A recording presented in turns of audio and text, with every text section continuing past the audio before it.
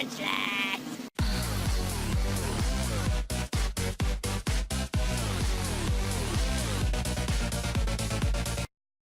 What's going on YouTube? You're chilling with Trainer Zabuza, and today I have got a very special treat for you. It is a little cup battle, but this isn't just any ordinary little cup battle. One, yes, it's 5th generation, but I don't care because it is against Antar1011, the guy who got me into YouTube. And not only is it just against him, but we are both bringing our all-star teams. We're bringing our A games, we're bringing the best of our best. I'm bringing my hyper-competitive team, he's bringing his showdown team that's been #1 on the ladder for, I don't know, maybe a month or so. He said he's been on like number 2 or 3, but he has done his research on this, and I am ready to go. So, just a quick review of my team, just really quick. My Mienfoo is knockoff with fake out.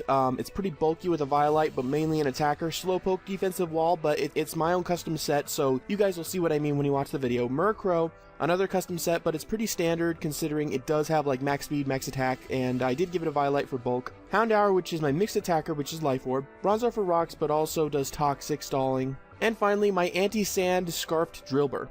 Now, looking at his team.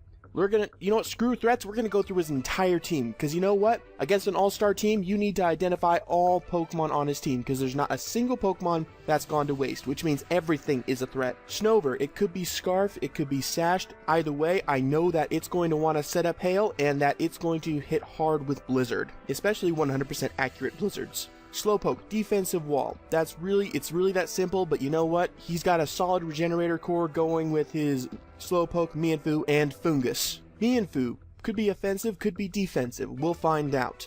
Fungus, almost always defensive, special side. It can go physical side, but you know what? It's what it does. Spore, regenerator. That's it. It can also carry Clear Smog, but since I don't have any setup sweepers, I don't have to worry about that. Murkrow can run whatever the hell it wants. It is such a versatile Pokemon with such high attack, defense, with such high attack, special attack, and speed. Not only that, but it's just a wide variety of moves that it can use, and its prankster ability makes it a serious threat on the special side, on the physical side, and on the haxy side, so to say, because that thing gets Thunder Wave, it gets Substitute, oh my god, the shenanigans. And finally, Pharaoh Seed, which can set up hazards, but can also stall. So, I hope you guys all enjoyed that informative preview. I know it took a while, but against this kind of team, you gotta know your stuff. So now that we've finished that, let's get to the battle. Like I said, this battle is against the man, Antar1011. I'm going to start off with my Rowdy, my Mienfoo, as he starts off with his 2010, his Snover.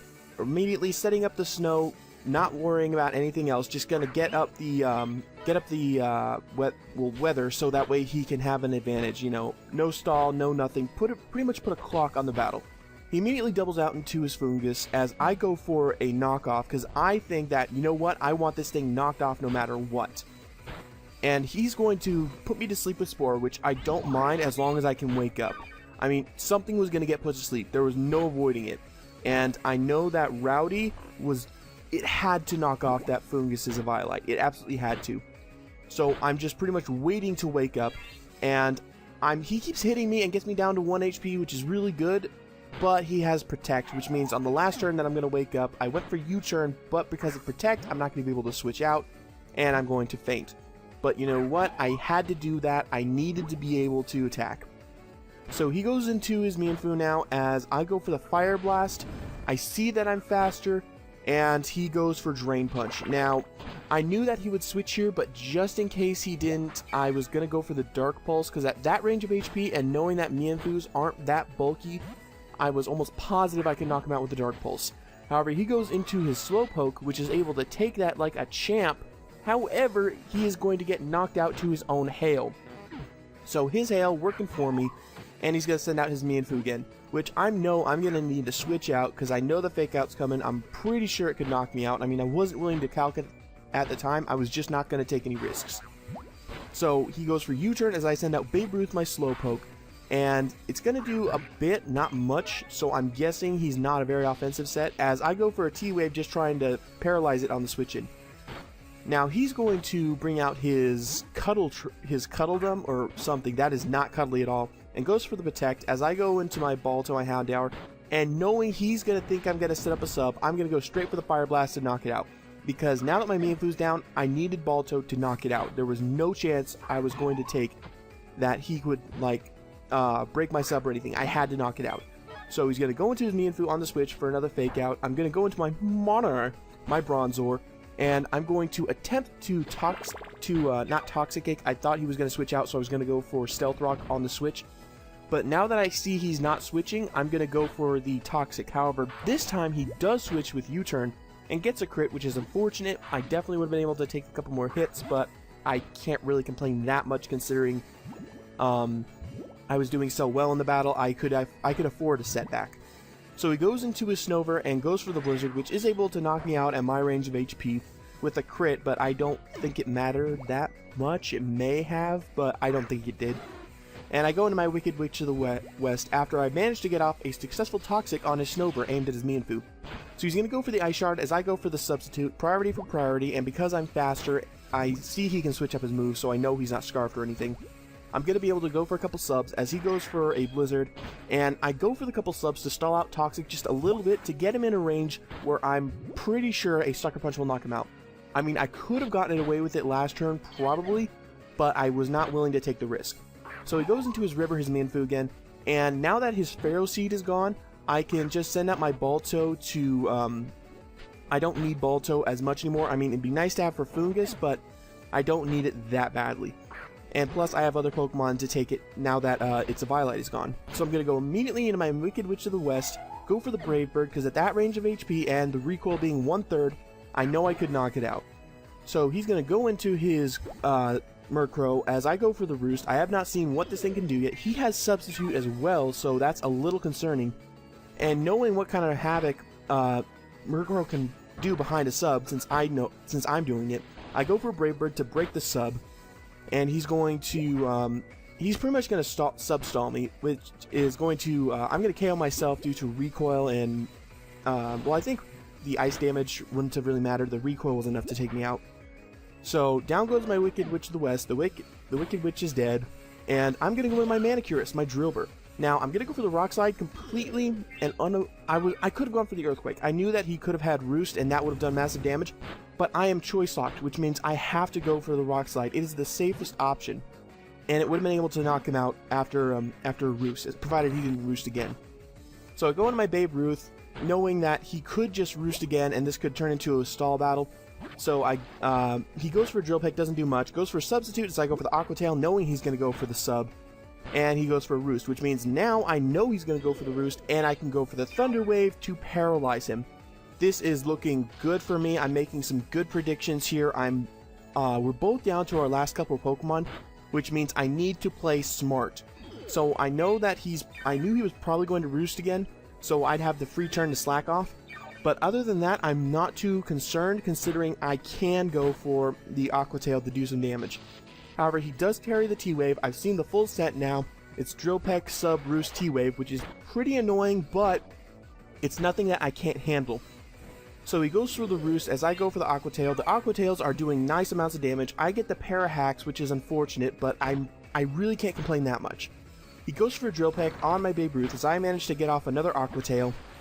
And it's looking so-so right now. He goes for another Roost, and I'm going to keep going for these Aqua Tails because I know that eventually I'm going to be able to knock him out. However, I get another Paralysis, which is really, really unfortunate. He's going to pull back this turn and go into his Minimus, his Fungus, which is a really good play on his part, as I go for the Aqua Tail, and without his Eviolite, he actually doesn't take that too well. So, thinking that this is probably a good game, honestly, because he can just switch out and stall me out with his Regenerator. He goes for Giga Drain. I survive on 1 HP, go for the Zen Headbutt, knock him down to a range where I know that Rock Slide can Revenge Kill, whether he switches in with Regenerator or not. So I send out my Manicurus, go for the Rock Slide, and I'm going to try and knock it out. However, he switches into his Murkrow. I get to see how much Rock Slide does, and it's almost a one-shot. Almost. Like, if I had to give a percentage, I'd say like 70%. And he's going to go for the Roost, which I know is not going to be able to knock him out. But he's going to have to go for an attacking move sometime because I've got lots and lots of Rock Slides. I can keep going for them, and I am locked in, so I have to, and this is my last Pokemon. So, here's Fungus. I go for the Rock Slide. That range of HP, definitely going to knock him out without a Violite. No question, and that is the end of the battle. That was an amazing game, Antar. I mean, I can't express how much fun that battle was and how much fun it was to narrate it as well.